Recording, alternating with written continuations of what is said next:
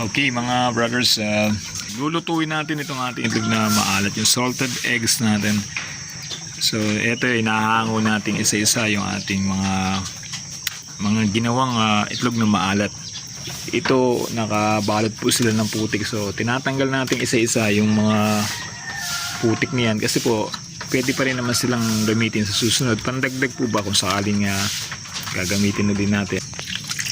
So antayin-tayin lang natin ito mga brothers, maya-maya lang pwede na tayong magpakulo ng tubig at isasalang na natin itong ating mga nilinis na itlog na maalat or salted eggs. Standby lang po mga brothers, maya-maya lang po. Okay na mga brothers, tapos na itong ating paglilinis sa ating mga salted egg na ginawa. So binababad natin sila ng tubig para lalo lumambot pa kasi po mayroong mga tumigas na lupa pa dun sa mga itlog. So ito, palalambutin natin ng konti habang binababad sa tubig. Tapos isisin natin sila ng ganito, ng Scotch Brite para lalo maging malinis. So ganyan yung gagawin natin.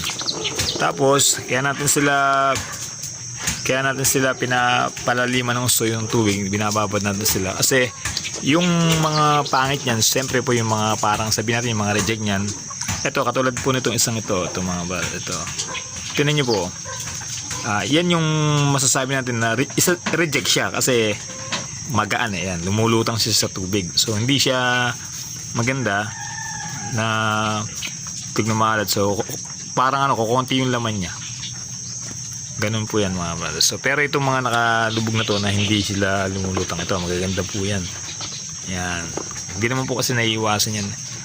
Kumbaga sa itlog ng itik, pagka dinadala natin sa hatchery, sa balutan, yung hindi po ba nagre-reject yung mga balutan, ibig sabihin wala silang cell, hindi sila magiging sisiw, hindi sila mapipisa.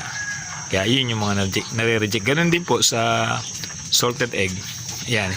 Hindi rin sila magandang salted egg, pero pwede rin silang kainin dahil itong lumahal pa rin yan, kaya lang hindi sila magandang klase katulad nung isang klase na nag-o-oil.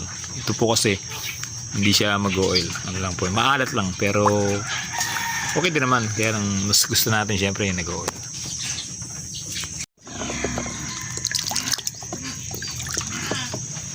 So ito na, last mga brothers, tapos na natin linisin itong ating mga salted egg at ready na tayo para mag-prepare tayo ng kanilang paglulutuan para maisalang na natin itong ating ginawang salted egg. Okay mga brothers, isinalang na natin. Lagyan na natin ng apoy at andyan na po yung salted egg natin at salukuyan natin pakukuluan yan at antayin natin yung minimum time na kailangan niya. So umuusok-usok na itong niluluto natin pero pagpapatuloy lang natin ito mga brothers. So hintayin lang tayo ng mga 7 minutes mga brothers. Malapit na natin hanguin at palamigin itong ating nilutong salted egg. At kung mapapansin nyo, kung naririnig nyo mga brothers, continuous yung kanyang pagkulo, yung boiling point nya. Yan kasi yung dapat po talaga mga brothers, na hindi humihinto yung boiling point ng pagluluto natin ng salted egg para hindi siya mahilaw or hindi pangit yung kanyang pagkakaluto. Kasi importante na dire-diretso hanggang sa matapos yung tinakdang oras o yung minuto para sa kanya, para makompleto natin talaga yung magandang luto ng isang salted egg. Katulad yan ng balot naman. Sa balot naman medyo matagal po dyan. Sa balot yan, nasa mga 45 minutes yan po yan, hanggang 50 minutes.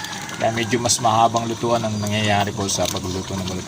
Pero ito po, 7 minutes, o maaaring 6 minutes na lang, patapos na po yung ating pagluluto ng maalat. So pwede na natin siyang i-serve sa mga umu-order po. Pero palalamigin muna natin. Okay?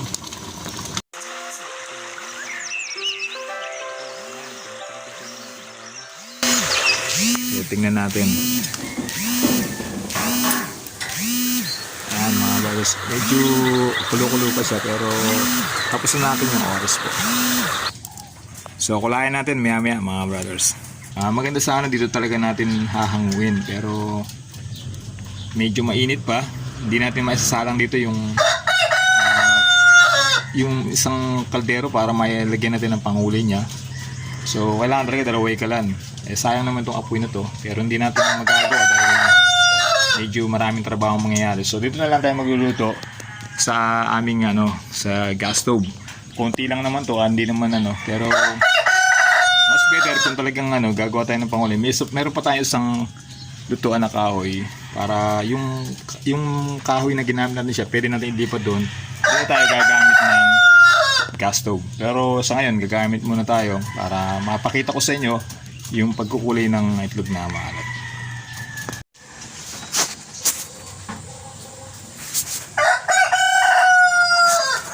So sa pagkukulay naman mga brothers, magpapakulay din tayo ng tubig. Ayan, katulad nito, dito lang tayo nagpakulo sa isa naming gas stove. At pagka kumukulo siya, kukunin natin ngayon yung hinahalo natin pangulay para magkaroon na maluto din. So yung ating pangulay na ginagamit, exclusive po talaga, pang gamit talaga siya sa itlog. Kung iniisip natin na pwede natin kulayan ito ng halimbawa yung mga pangulay sa panay, jobus, etc. etc. So meron po talaga nakadesign na pangulay para sa itlog na maalat. At yun po talaga nakalagay sa kanya. Kasi po, dati po gumamit ako nung ibang pangulay dahil hindi ko pa alam. So hindi ko makapit basta-basta yung kulay.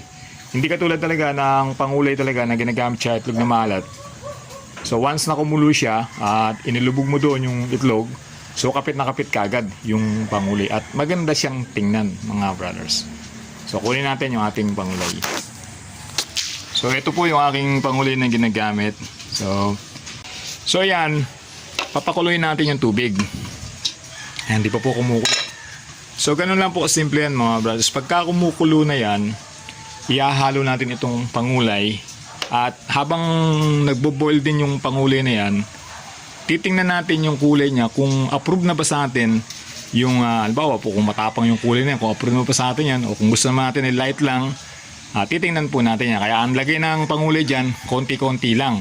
Kasi po baka sumobra, masyadong dark yung kulay natin. So iba, hindi naman gusto yung masyadong dark. Iba naman gusto yung dark.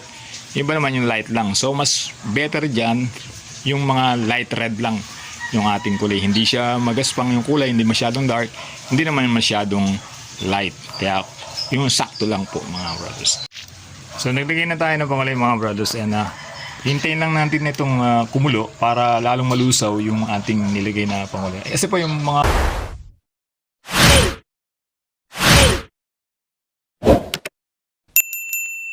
nabibiling pangulay talaga para sa itlog. Mga solid po yan mga buo-buo siya. So pag nainitan yan, kumulo, sasabog na po yung kulay niyan at gagandin. Hindi naman po siya lalapot mga brothers. Ayan mga brothers. So nag-umpisa na siyang mag-boil.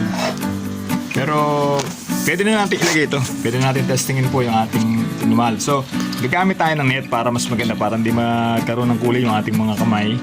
Dahil konti lang yung kukulayan natin. Yun lang. Ganito lang. Ganito lang kasimple mga brother. Ito, kung mapansin nyo, ilulubog natin yan na na kumukulo. Tapos, kukulay na po yan mga brother. So, ngayon, igaganong-ganon natin. Titingnan natin ngayon kung okay na ba sa atin yung kulay na yan. Siguro po ito okay na tong kulay na to kasi tingnan niyo po.